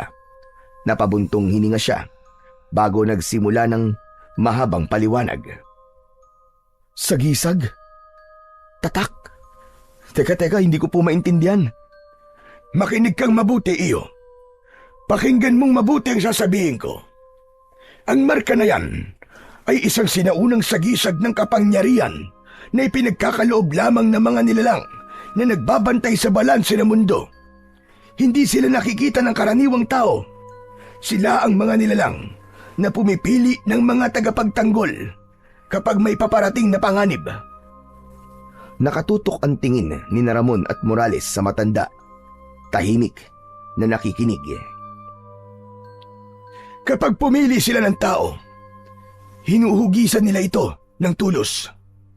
Yan ang nakikita nyo sa dibdib mo. Isang marka ng kasunduan, isang lagusan ng lakas. Ang pagdating ng kidlat ang naging hudyat ng pagsanib ng kapangyarihang yon sa katawan mo. At dahil ang lakas na yon ay hindi mula sa mundong ito, hindi ka nasunog gaya ng karaniwang tao. Sa halip, tinanggap ng katawan mo ang enerhiya at isinama ito sa iyong pagkatao. Napatingin si Ramon sa kanyang marka. Hawak-hawak ang dibdib. Kaya po pala, parang may nagbabago po sa katawan ko. Minsan bigla po akong nilalagnat, minsan naman para akong init na hindi ko humaintindihan. Ang mga nangyayari sa iyo, iyo, at ang mga nararamdaman mo ay epekto lamang ng pagpasok ng kapangyarihan. Ang katawan ng tao ay nilalang para sa laman lamang. Kaya pansamantala kang manghihina, lalagnatin o kaya naman ay mawawalan ng malay paminsan-minsan. Dahil yan ay unti-unti nang inaangkin ng katawan mo ang ibinigay sa iyo. Napailing si Morales at hindi pa rin makapaniwala. Totoo ho ba yan? Pero bakit si Ramon ang napili? Hindi ko alam. Ang mga nilalang na yon ang makakasagot ng tanong na yan kung bakit siya ang napili. Napatigil ang matandang lalaki. Nagpalipat-lipat ang tingin sa dalawa. May kailangan pala akong ibilin sa iyo. Ang mga nilalang na yon ay hindi basta-basta nagbibigay ng kapangyarihan sa tao. Ginagawa lamang nila ito kapag may darating na matinding banta. Eksakto. Yan nga po yung mismong sinabi sa akin ng nilalang bago po ako nagising. Sabi niya sa akin sa panaginip ko na may paparating daw po na panganib at kailangan kong maging handa. Huwag kang mag-alala. Taglay mo ang isang kapangyarihang kayang lumipol ng madaming kaaway. Po? Pero paano ko po gagamitin to? Kapag dumating ang oras na kailangan mo ang kapangyarihan, husa itong lalabas at gagabayan ka. Talaga po? Kung ganun, di ko na po kailangan na matuto ng mga orasyon o kung ano paman para magamit po ang kapangyarihan ko, ganun ba? Hindi na. Wala ka nang dapat na ipag-alala. Kapag kusa nang nasanay ang katawan mo sa epekto ng kapangyarihan na pumasok sa'yo, mawawala din lahat ng mga nararamdaman mong sakit. Napatingin si Ramon kay Morales. Saka sila parehas na napabuntong hininga dahil sa kaunting ginhawa na naramdaman nang malaman na magiging maayos din ang lahat. Ngunit hindi pa tapos ang matanda. Tumayo ito at itinutok ang kanyang tingin sa kanilang dalawa. Makinig kayong mabuti. Hindi ito biro. Ang babalandala ng tulos ay totoo. Hindi ko pa alam kung anong klaseng panganib ito, pero mukhang mabagsik. Kaya mula ngayon, huwag kayong magpapakasiguro. Maging mapagmatsyag kayo. Huwag basta-basta magtitiwala kahit kanino. Ang panganib ay maaaring magkubli sa inyo ng isang kaibigan o ng isang inosenteng nilalang. Hindi nyo alam kung sino o ano ang maaaring naging kasangkapan ng kadiliman. Kaya mag-iingat kayo. Pwede pa rin nila kayong malinlang. At tandaan po namin yan, Ka-Fidel. Salamat po. Sige iyo, pero panatilihin yung maging alerto palagi ha. Kailangan ay palagi kayong handa. Laging nakabantay sa bawat oras. Ang kalaban ay maaaring umatake nang hindi nyo nalalaman. Tama po kayo, Tatang. Kailangan laging handa. O siya, sige na. Magpahinga ka muna. Pabayaan mo makabawi ang katawan mo. Kapag naramdaman mo muli ang init, huwag kang matakot. Pagkatapos ay tumingin ito kay Morales. Ikaw na ang bahala sa kanya. Bantayan mo siya. Bantayan nyo ang isa't isa. Oo, Ka-Fidel. Tatandaan namin lahat ng mga sinabi nyo. At sa huling sulyap ni Ka-Fidel sa marka sa dibdib ni Ramon, marahang umiling ang matanda. Tila may mabigat na iniisip. Bago siya tumalikod, ay napahawak siya sa kanyang kaliwang dibdib kung saan nakatago ang katulad na sagisag. Si Ka-Fidel ay minsan ring napili upang magkaroon ng kapangyarihan, kaya alam niya ang tungkol sa bagay na yon. Ngunit ang impormasyong ito ay hindi niya na binanggit sa mga sundalo. Dahan-dahan na siyang lumakad palabas ng barracks, iniwan ang dalawa sa loob at hindi na nagpaalam. Kinagabihan ay naging maayos na ang pakiramdam ni Ramon, dahilan upang makasama na itong rumonda kasama ng dalawa niyang kaibigang sundalo. Madilim ang paligid, tanging sinag lang ng buwan at ng mga flashlight nila ang pinagmumulan ng liwanag. Nakasara na rin ang mga kabahayan at maging ang mga lampara nila ay kanilang pinapatay. Tahimik silang naglalakad sa gilid ng palayan. Napakatahimik talaga ng baryo na to. Pagdating ng gabi, akala mo'y wala ng tao. Kaya nga sana ganito hanggang sa matapos ang assignment natin dito. Sana nga. Kaya lang, parang may nararamdaman akong kakaiba ngayong gabi. Yan ka na naman, buddy. Magsisimula ka na namang manligalig, ha? Sandali lang, huwag kayo maingay. Parang may naririnig ako. Natawa si Ricky sa sinabing yun ni Ramon. Nawiwirduhan na siya sa kasama niya. Lalo pa at wala naman siyang naririnig na anumang ingay. Ngunit bigla siyang kinalabit ni Morales at sinenyasan na manahimik. Walang nagawa ito, kundi ang sumunod. May nararamdaman ako mabigat na presensya sa paligid natin. Humakbang sila ng dahan-dahan. Naging alerto, naging mapagmasid. Hanggang sa bigla silang napatigil nang makarinig ng malakas na sigaw mula sa malayo. Isang tinig ng lalaki na parang takot na takot. Narinig niyo ba yun? Oo, tara. Tulungan natin. Napatakbo silang tatlo. Sinundan ng ingay ng mga sigaw. Habang papalapit sila, unti-unting lumilinaw sa paningin nila ang eksena. May isang lalaki na nakahandusay sa lupa at sa ibabaw naman ay isang nilalang na may kakaibang anyo. Mahahaba ang mga kuko nito, mapula ang mata at mabalahibo ang katawan. Sumigaw ang lalaki at nanghihingi ng tulong sa kanilang tatlo. Agad na itinutok ni Morales ang kanyang baril. Handang barilin ang nilalang, ngunit bago pa niya mapaputok ang gatilyo, ay biglang kumilos si Ramon. Itinaas niya ang kanyang kamay at sa mismong sandaling yun ay kumulog ng ubod lakas sa kalangitan. Isang nakakasilaw na kidlat ang biglang lumitaw at diretso itong tumama muli kay Ramon.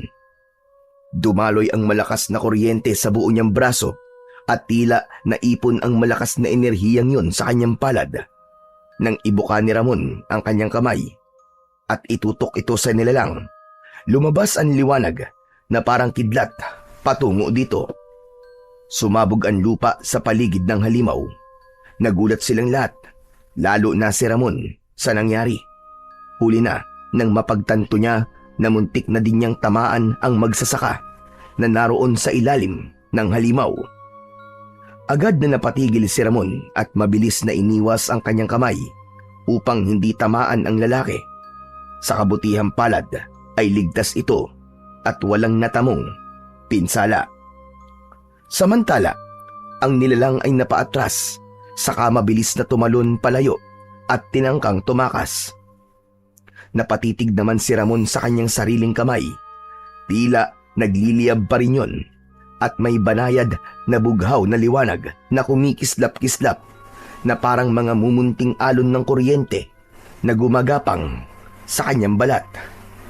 Naramdaman niyang kusang umangat ang kanyang mga kamay at diretsong tumutok ito sa direksyong pinuntahan ng halimaw. Muling sumabog ang matinding liwanag at makaraan ang ilang sandali, kusa na rin itong nawala. Muli, naging tahimik ang gabi. Samantala, nang makabawi ng gulat ang mga kasama niya, saka lang sila nakapagsalita. Ano nangyari, Ramon? Paano mong nagawa yun? Hindi ko alam, buddy. Bahagyang napalingon siya sa kanyang mga kasama, saka muling ibinalik ang tingin sa kanyang mga kamay. Basta, bigla na lang gumalaw ang mga kamay ko eh. Tapos, may liwanag. May kidlat na lumabas. Napahinto siya. Hinahabol ang hininga. Pilit na inuunawa ang kababalagang nasaksiyan. Hindi ko akalaing ganito ang kapangyarihan na ibinigay sa akin ng nilalang na yun sa panaginip ko. Kaso, hindi ko kayang kontrolin. Muntik mapahamak yung magsasaka. Lumapit siya sa magsasaka at inalalayan itong tumayo. Umuwi na po kay tatang sa pamilya niyo. Sana po wala po makakaalam ng nangyari. Tumango ang magsasaka. Namumula pa ang mga mata sa luha at takot. Bago ito tuluyang umalis, ay bigla siyang niyakap nito ng maigpit at paulit-ulit na nagpasalamat. Nang bumitaw, ay saka tumakbo palayo ang magsasaka sa madilim at makitid na pilapil hanggang sa mawala na ito sa kanilang paningin. Saglit na katahimikan ang sumunod. Ngunit pagkaraan ng ilang sandali, may narinig silang kaluskos mula sa kung saan. Pakiramdam ni Ramon ay may nakatingin sa kanila at nagmamatsyag. Nagmasid siya sa paligid. Ngunit wala naman siyang nakita. Maya-maya pa ay bigla nilang narinig ang isang malakas na alulong. Nagkibit balikat na lamang si Ricky at bahagyang tumikhim. Mabuti pa ipagpatuloy na lang natin ang pagroronda natin. At baka mamaya makadisgrasya ang halimaw na yun sa mga taga-baryo. Nagpatuloy silang tatlo sa ginagawa nilang pagroronda. Pinag-uusapan pa rin ang nangyari habang paikot-ikot sa baryo. Lumipas ang mga oras at natapos din ang kanilang duty. Pagbalik sa barracks, bagsak silang tatlo dahil sa labis na pagod. Kinabukasan, habang sabay-sabay silang nag-aagahan, isang nakagigimbal na balita ang dumating sa kanila. Isa sa mga sundalong nagbantay sa outpost ang nagsabing may natagpo ang bangkay ng isang babae sa loob ng baryo. Dagdag pa ng isa, kaawa-awa raw ang batang naiwan. Ulila na ito at mag-isang nabubuhay. Pagkarinig nito, biglang kinabahan si Ramon. Pumasok kagad sa isip niya si Dodong. Nagkatinginan silang tatlo. Iisa ang kanilang iniisip. Agad nilang tinapos ang pagkain at pinuntahan ang bahay ni na Dodong. Habang papalapit sila, nakita nila ang maraming taong nagkukumpulan sa harap ng nasabing bahay. Sa mismong pintuan, naroon si Dodong, nakaupo, yakap ang kanyang mga tuhod, walang imik at umiiyak. Lumapit si Ramon at marahang nakiramay sa bata. Dodong? Dodong ako to. Anong nangyari? Sir Ramon, si nanay po. Patay na po siya, sir. Pinatay po siya. Bakit? Bakit siya pinatay? Hindi ko po alam. Mabait po ang nanay ko. Wala naman siya ginagawang masama. Pero bakit po siya pinatay, sir? Bakit? Bakit siya pinatay? Tahan na, Dodong. Ipagdarasal na lang natin ang nanay mo. Wag! Hindi kailangan ni nanay nagdasal. Hindi niya kailangan yon. Ano? Bakit naman? Dahil ang kailangan niya ay justisya. Maghihiganti ako, Sir Ramon. Maghihiganti ako. Umanda sa akin ang mga tao pumatay sa kanya. Magbabayad sila lahat. Magbabayad sila! Sadali lang. Huminahon ka muna, Dodong. Hindi ko po kaya, sir. Tulungan niyo po ako na makilala kung sino po pumatay sa kanya, sir. Para niyo na pong awa. Hanapin niyo po kung sino pumatay sa nanay ko. Oo, Dodong, sige. Nangangako ko na iimbestigahan natin ang nangyaring to sa nanay mo. Akong bahala. Salamat po. Salamat, sir. Ilang saglit pa ay tahimik na pumasok sa loob ang 3 sundalo kung saan nakahimlay ang katawan ng ina ni Dodong. Nakatakip ito ng puting kumot. Tahimik silang nagdasal para sa ina ng bata. Lumabas na sila pagkatapos ng ilang minuto at si Ramon naman umupo sa tabi ni Dodong. Dodong, ano ng plano mo ngayon? Hindi ko po alam, sir. Gusto mo ba sumama ka sa akin? Pag natapos ng misyon namin dito, isasama kita. Ako nang magpapaaral sa'yo. Saka, Ayoko po. saglit na natahimik si Ramon. Hindi alam kung ano ang isasagot sa bata. Pasensya na po kayo, sir. Maganda po ang alok niyo sa akin. Pero hindi ko po pwedeng iwan ang aking ina. Saka, dito po ako nabuhay eh. Dito po ako lumaki. Ayoko pong umalis dito. Napabuntong hininga si Ramon. Hindi siya maaaring makipagtalo sa bata, kaya't tinapik na lang niya ang balikat nito. Naiintindihan ko. Hindi kita pipilitin, Dodong.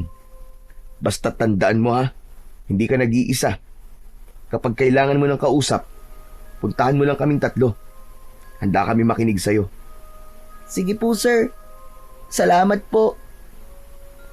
Pagkatapos ng halos 1 oras, ay nagpaalam na rin ang 3 kay Dodong.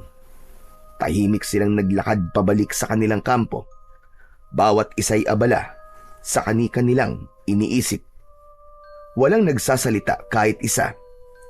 Sa pagbalik nila sa kampo, ay agad silang nahiga, umaasang makakabawi ng lakas para sa panibagong gabi ng pagbabantay. Unti-unti na silang nilamon muli ng antok. Pagsapit ng gabi, muling pumuesto ang 3 sa outpost. Tulad ng dati, ay tahimik pa rin ang kapaligiran. Tahimik masyado ah. Ay nako, kinakabahan ako. Mas mabuti na yung ganitong tahimik lang. Tapos yung mga tao nasa loob na ng bahay at nagpapahinga. Siguro naman wala lang mapapahamak ngayong gabi. Tumango si Ramon. Sang-ayon siya sa sinabi ng kanilang senior na si Morales. Ngunit pamaya-maya pa ay narinig nila ang boses ni Dodong. Hingal na hingal ito. Saklolo! Mga sir! Tulungan niyo po ako! May aswang po sa may kakahuyan! Hinahabol niyo po ako! Saklolo! Mabilis silang nagtinginan. Walang pagdadalawang isip.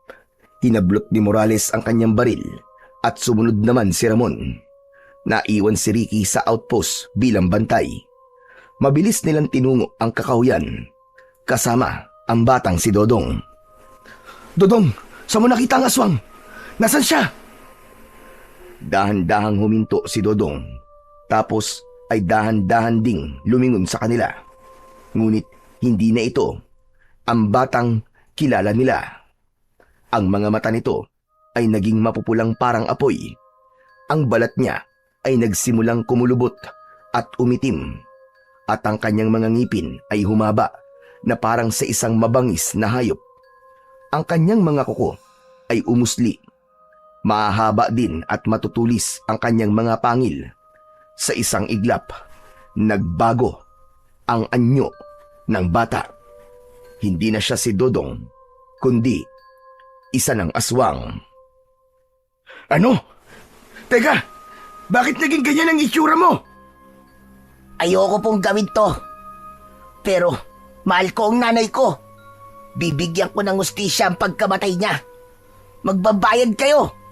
Pinatay niyo si nanay. Ano? Hindi namin pinatay ang nanay mo. Ano sinasabi mo, Dodong? Wala kaming kinalaman doon. Pinatay mo siya. Kitang-kita ko kung paano mo siya pinatamaan ng liwanag na siyang pumatay sa kanya. Ang sama mo. Itinuring pa naman kitang kaibigan. Pero di ko alam na ikaw ang babawi sa buhay ng aking ina. Pagbabayaran mo to. Hindi kita mapapatawad. Hindi kita mapapatawad. Ibig sabihin, ang aswang na... Hindi maaari. Siya ba ang nanay mo? Oo, siya ang nanay ko. At pinatay mo siya. Sandali lang, hindi ko naman alam eh. Akala ko... Teka, nambibiktima siya ng tao. Hindi ko sinasadyang patayin siya. Sinungaling ka. Bago pa muling makasagot si Ramon, ay muling sumugod si Dodong. Mabilis, parang isang kidlat din na dumaan sa harap nila, at sa isang kisap mata ay naramdaman ni Ramon ang malamig na hangin na dumaan sa kanyang leeg. Mabuti na lang at nakaatras siya. Muntik na siyang mahiwa sa matatalas na kuko ng batang aswang. Mas lalong nagngit-ngit ang batang aswang. Tumigil ka, Dodong! Ano ba? Hindi ko intensyon na patayin ang nanay mo. Kailangan ko lang talagang gawin yun. At gagawin ko yun sa'yo kung hindi ka titigil. Wala akong pakialam kung patayin mo ko. Sige, patayin mo ko. Mas gusto ko na ngayon para makasama ko na ang nanay ko. Hindi, Dodong. Alam ko mabait kang bata kaya itigil mo na to. Nakikiusap ako sa'yo, Dodong. Ngunit imbis na makinig, mas lalo pang tila nagalit ang bata. Muling nagbago ito ng anyo. Tinubuan ng malalaking pakpak sa likod. Tumalon ito at nagpalipat-lipat sa mga sanga. Tapos ay lumipad na parang paniki. Mabilis, halos hindi masundan ng mga mata. Si Morales ay nagpaputok na ng ilang beses, ngunit hindi niya ito tinatamaan. Grabe! Ang bilis niyang kumilos! Sandali lang po, sir. Pakiusap, huwag niyo po siyang sasaktan. Ramon, hindi pwedeng hindi tayo lumaban. Masyado siyang agresibo, matapang at handang patayin tayo. Hindi na yan tao. Aswang yan. Kailangan siyang patayin. Pero, ano ba Ramon, kung hindi tayo lalaban, tayo mamamatay dito. Kaya kumilos ka. Gamitin mo na ang kapangyarihan mo. Bilisan mo na. sandali lang po. Kakausapin ko pa sandali si Dodong. Dodong, tama na! Hindi ito ang daan para makuha mo ang hustisyang hinahanap mo. Tama na, tumigil ka na! Ngunit bingi na si Dodong sa lahat ng paliwanag. Sa sobrang bilis nito, bigla itong sumulpot sa harap ni Ramon. Ang mga kukoy nakaamba sa kanyang dibdib. Sa paningin ni Ramon, lahat ay tila naging mabagal. Nakita na ni Ramon ang tiyak na kamatayan sa sandaling yun. Wala na siyang nagawa kundi ang mapapikit, at sa isang iglap, naramdaman niyang may tumayo sa harap niya. Pagkamulat ng kanyang mga mata, nakita niya si Morales na nakahandusay na sa harap niya. Nakabaon sa dibdib nito ang matutulis na kuko ni Dodong. Dahan-dahan yung binawi ng batang aswang. Sumirit mula roon ang mapulang dugo. Biglang napasigaw si Ramon. Sabay na paluhod sa tabi niya. Sir! Sir Morales! Sir! Biglang humagikgik ng malakas si Dodong at saka piniling tumakas. Samantala si Ricky naman ay kanina pa pala nakasunod sa kanila. Nang marinig niya ang mga putok ng baril at ang sigaw ni Ramon, ay saka niya nasundan ang eksaktong lugar kung nasaan sila. Ngunit huli na siya. Naabutan niya ng duguan ang kasama nila. Ramon, ano nangyari? Si Sir Morales! Sir Morales! Sir! Dahan-dahang iminulat ni Morales ang kanyang mga mata. Nangingitim na ang mga labi at may itim na dugo na dumadaloy sa kanyang bibig. Hinawakan niya ang braso ni Ricky. Mag-iingat kayo ha. Baka hindi lang si Dodong ang kalaban natin. Sir, huwag ka na muna magsalita. Ililigtas ka namin. Kapit lang, sir. Kaya mo yan. Isang marahang ngiti ang pinakawalan ni Morales. Tapos ay pinilit nitong lumingon kay Ramon. Ingatan mo ang buhay mo. Mangako ka. Ingatan mo ang buhay mo, Ramon. Alang-alang sa akin. Sir, wag. Sir, wag mo kaming iiwan. Sir, parang awa mo na, sir. Ngunit wala na. Patay na si Morales. Yumuko si Ramon. Mariing ipinikit ang kanyang mga mata. Ang mga kamay niya ay nanginginig habang yakap ang wala ng buhay na katawan ng kanilang kasama. Napakagat siya ng labi. Pinipigilan ang sarili na mapaiyak. Pareho sila ni Ricky. Ngunit nang magkatinginan silang dalawa, doon na sila hindi nakapagpigil. Napahagulgol silang dalawa. Ano nangyari, Ramon? Sabihin mo ano nangyari. Bakit ganito? Bakit? Hinarang niya yung katawan niya para mailigtas ako kanina. Kaya siya yung tinamaan ng kuko ng batang aswang na yun. Iniligtas ako ni Sir Morales. At hinayaan mo namang mangyari yun sa kanya. Hindi ba may kapangyarihan ka? Bakit hindi mo ginamit? Ano bang iniisip mo? Buddy, masyado mabilis ang mga nangyari. Hindi ko naman alam na aabot sa ganito eh. Hindi mo alam? Ha? Hindi mo alam? O pinabayaan mo lang talaga? Mas importante pa ba talaga sa'yo ang batang yun kaysa sa amin na kasama mo? Hindi. Hindi totoo yan, Ricky. Duwag ka, duwag. Kung hindi mo kayang paslangin ang batang yun, ako ang gagawa. Tumalikod na si Ricky. Nagsimula na siyang maglakad at sinundan ang direksyon kung saan lumipad papalayo ang aswang. Ngunit bago pa siya tuluyang makalayo, tinawag niya si Ricky. Sandali lang, buddy! Bakit? Ako na ang bahalang maghanap sa aswang na yun. Pero ikaw na ang maiwan dito para maiayos si Sir Morales. Sigurado ka? Oo, mas may kakayahan akong hanapin o sundan ng aswang kaysa sa'yo. Huwag ka mag-alala. Babalik ako dito. Nadala ang ulo niya. Sandaling natahimik si Ricky. Kita sa mga mata niya ang pag-aalinlangan. Ngunit alam niyang hindi niya na mapipigilan ang desisyon ng kasama. Sige. Mag-iingat ka. Bigyan mo na saysay ang pagkamatay ng kasama natin. Tumango si Ramon. Pagkatapos nun ay tumayo na siya at nagsimulang maglakad patungo sa madilim na gubat upang sundan ang aswang. Lumalalim na ang gabi. Patuloy sa paglalakad si Ramon. Pumasok siya sa pinakapusod ng gubat. Hanggang sa wakas, natanaw niya mula sa malayo ang ilang anino na kumikilos.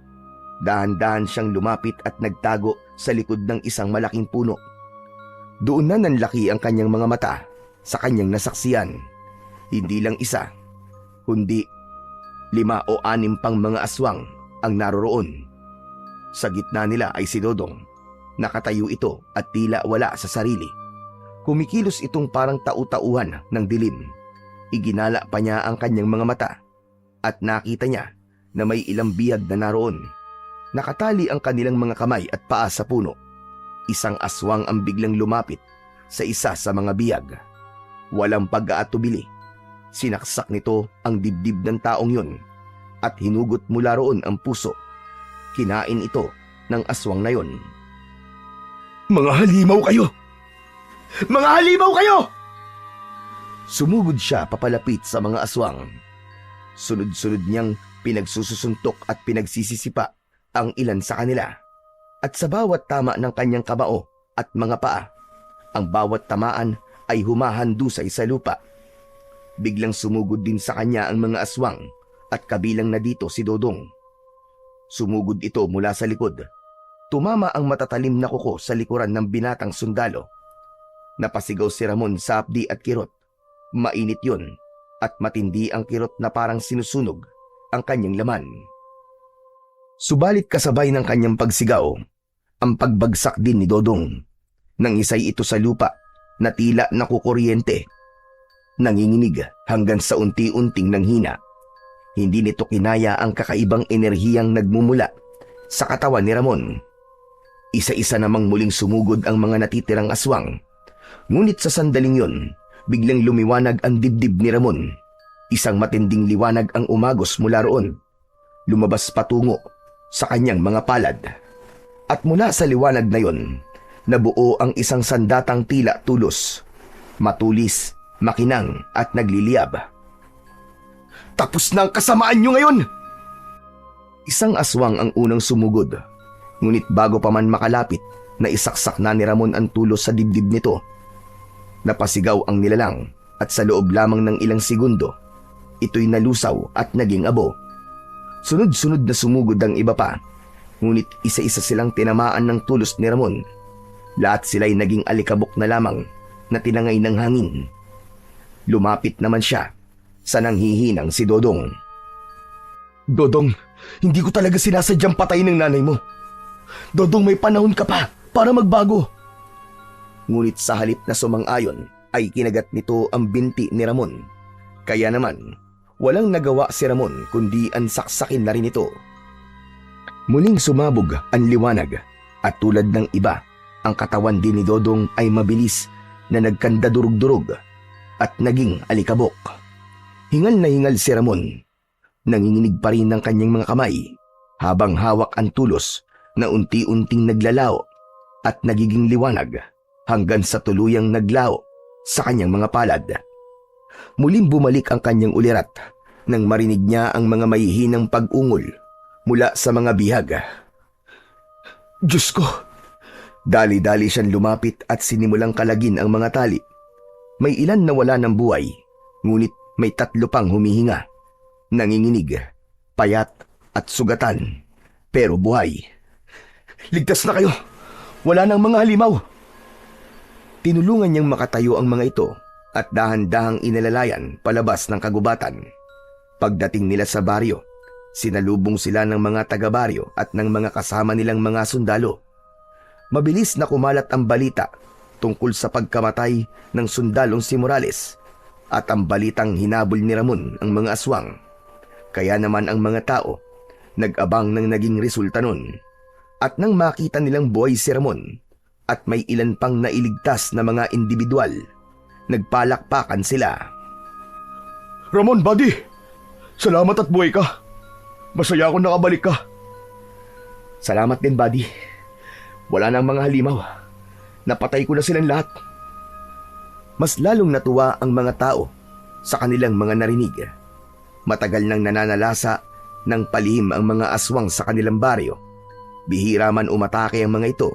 Sapat na ang takot na dulot nila upang mamuhay ang mga tao sa takot sa loob ng maraming taon. Ngayon sa wakas, tila naalis ang mabigat na aninong bumabalot sa kanilang lugar. May ilan pa ring hindi makapaniwala, ngunit nang makita nila ang mga nailigtas na biyag na unti-unti nang nakakabangon, napaluha ang marami sa tuwa. Nagpasalamat ang mga residente sa kanya at sa mga kasama nitong mga sundalo. Kinabukasan ay maagang nagtipon ang mga sundalo sa harap ng kampo. Sa gitna ay naroon ang kabaong ni Morales, nakabalot ng bandila, habang ang ilang kasamahan nila ang nakapila sa magkabila ang gilid. Nakasaludo at seryoso ang mga muka. Walang nagsasalita, tila bawat isa'y nagluluksa sa pagkawala ng isang kapatid sa armas. Dahan-dahang isinakay ng mga kasamahan ng kabaong sa truck na maghahatid sa katawan ni Morales pabalik sa kanilang bayan upang doon ay maibigay ang huling pamamaalam ng kanyang pamilya. Wala pa rin akong maisip na salitang sapat para sa ginawa niya. Ako nga rin eh. Pero sigurado akong hindi niya gugustuhin masira tayo ng lungkot. Napabuntong hininga si Ricky at bahagyang tumango. Tama ka, buddy. Pero alam mo, nalulungkot pa din ako. Hindi ko akalain na mawawala siya. Minsan, nasisisi ko talaga ang sarili ko. Wala kang kasalanan, buddy. Hindi mo kasalanan na nangyari sa kanya. Alam kong kapag narito si Morales, matutuwa yon na natapos na ang bangungot sa baryo na to. Hindi pa to tapos. Hindi lang dito may mga halimaw. Baka may iba pang katulad nila sa ibang lugar. Kung ganun, anong balak mo? Kung binigyan ako ng kapangyarihan na mahiwagan nila lang na yon, gagamitin ko to para wakasan ang kasamaan. Hindi ko hahayaang may iba pang mamatay, gaya ni Morales. Gaya ng mga inosente. Kung saan ka man dalhin ang landas mo, sana'y gabayan ka ng Panginoon. Nag-abot sila ng kamay, saka nagyakap bilang mga tunay na magkakampi. Kinagabihan, habang mag-isa siya sa labas ng kanilang kampo, tumingala siya sa mga bituin. Sa kanyang dibdib, muling kumislap ang bahagyang liwanag, paalala ng kapangyarihang ipinagkaloob sa kanya ng mahiwagang nilalang. At sa malamig na hangin ng gabi, binigkas niya ang mga salitang naging panata niya. Hanggat may mga halimaw sa mundong to, hindi ako titigil. Tutugisin ko sila at papatayin ko silang lahat para sa ikapapayapa ng mga tao. Dahan-dahan siyang naglakad palayo, papasok sa dilim ng gubat. Ngunit ngayon ay hindi na siya isang ordinaryong tao lang. Hindi na siya isang ordinaryong sundalo. Ipinangako niya sa kanyang sarili na magiging tagapuksa na siya ng mga nilalang ng dilim. Ipinangako niya rin sa kanyang sarili, kay Morales at sa Panginoong Diyos, na magmula sa araw na yon ay tutugisin niya ang lahat ng kampon ng kadiliman, lalong-lalo na ang mga aswang, sa ngalan ng pag-ibig at katarungan.